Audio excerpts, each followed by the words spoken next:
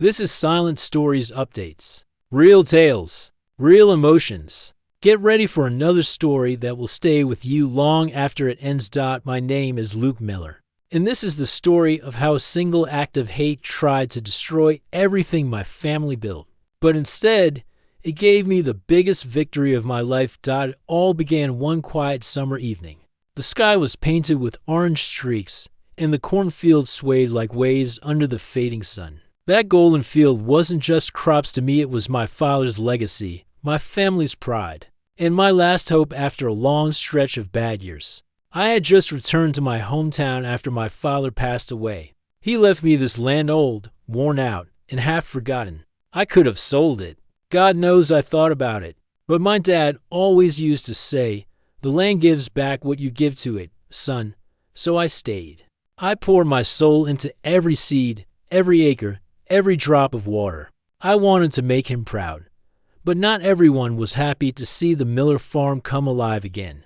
Across the road lived Karen, head of the homeowners association. She had perfect lawns, perfect hedges, perfect everything. She wanted the whole neighborhood to look like a magazine cover. To her, my tractors, my silos, and even the smell of freshly plowed dirt were ugly. The first time she came over, she stood on my driveway in her spotless white sneakers and said, "Luke, this kind of property doesn't fit with our community image."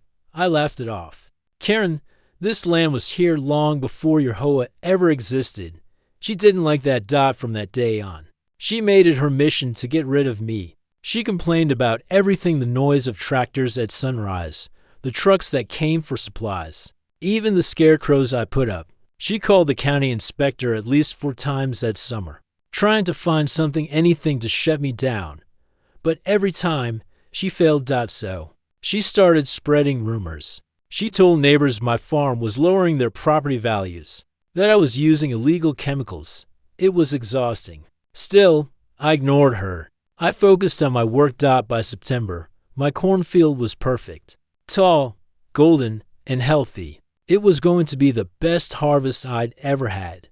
I'd survived a drought, equipment failures, and sleepless nights, but it was all worth it. That field was my father's dream come true. Then one night, everything changed. It was past midnight when I woke up to the smell of smoke. At first, I thought it was just someone burning trash down the road. But then I saw the orange glow outside my window. My stomach dropped.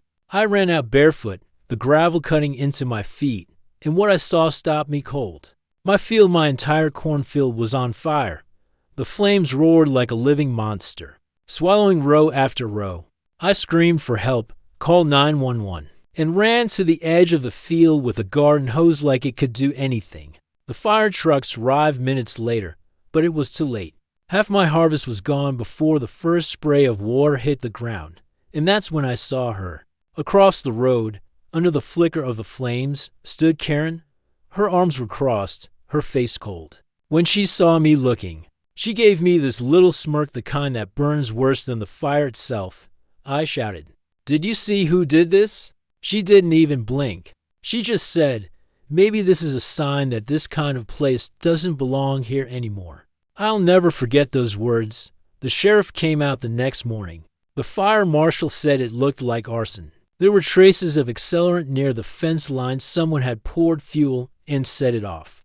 I told the sheriff about Karen, about our arguments, about that look she gave me. He listened, took notes, but he said, "We'll need evidence, Luke, real evidence," for days. I walked through the ashes. The field that once smelled of life now reeked of smoke and loss.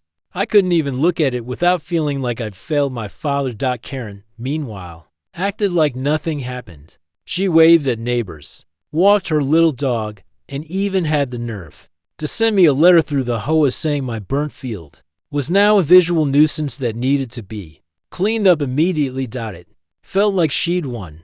But what she didn't know, what nobody knew, was that I had taken my father's advice a few years earlier, after watching too many neighbors lose everything to droughts and storms.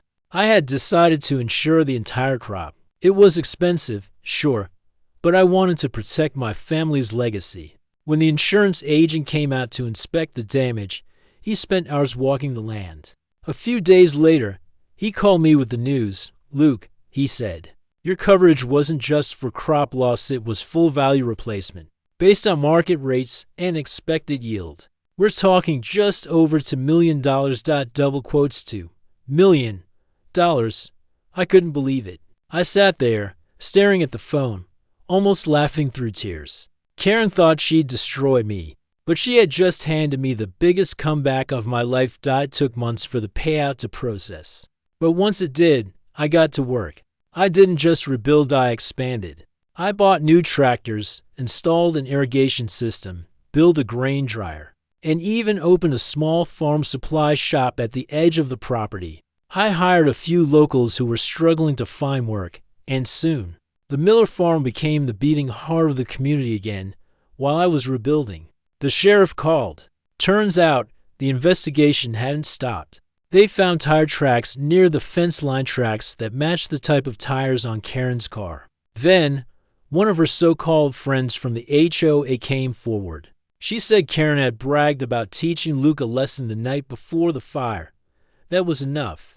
Karen was arrested and charged with arson, trespassing, and destruction of property. Her husband, who'd always seemed embarrassed by her behavior, packed up and left town. The HOA board voted her out as president, and word spread fast. Her reputation crumbled overnight when she had to sell her house. She tried to act like she was moving for personal reasons, but everyone knew. She left in silence. As for me, I didn't attend the court hearings. I didn't need to see her again. My revenge wasn't in watching her fall, it was in standing on my porch, watching the new corn sprout from the blackened soil. The next year, my fields were greener than ever. The local paper ran a story, "Miller Farms, from ashes to acres." They asked how I managed to rebuild so fast, and I told them the truth. Hard work, faith, and a little bit of karma. I took a portion of that insurance money and donated it to the volunteer fire department. Then I tried to save my crops. Then, I started a scholarship in my father's name for young farmers who wanted to follow their dreams. Because that's what this land is about. Not just growing crops, but growing hope. One evening, I stood where the fire had once raged. The sun was setting, painting the sky in gold again. The wind rustled through the tall corn, and I could almost hear my father's voice. "The land gives back what you give to it, son," and it did. Karen tried to burn my dream to the ground. She thought she'd destroy everything I loved. But what she didn't know was that sometimes the fire doesn't end you, it forges you. Now, every time I look at that field, I see more than corn. I see resilience. I see forgiveness. And I see the truth that no one can take away what's meant for you. People ask me if I ever forgave her. Maybe I did, in a way, because in the end, her hatred gave me something priceless, a second chance. And that's what life does sometimes. It turns your pain into purpose, your losses into lessons. When the world burns you down, stand tall like the soil beneath your feet. Because what's planted in faith can't be destroyed by fire. This is Luke Miller's story. A story of loss, revenge, and rebirth, and a reminder that sometimes the people who try to destroy you are the ones who unknowingly push you toward your greatest victory. This is Silent Stories Updates. If this story moved you, don't forget to subscribe, share, and join us for more real stories that touch the heart and remind us what it means to rise again. Until next time, keep your hope alive, keep your roots strong, and never let the fire take your spirit.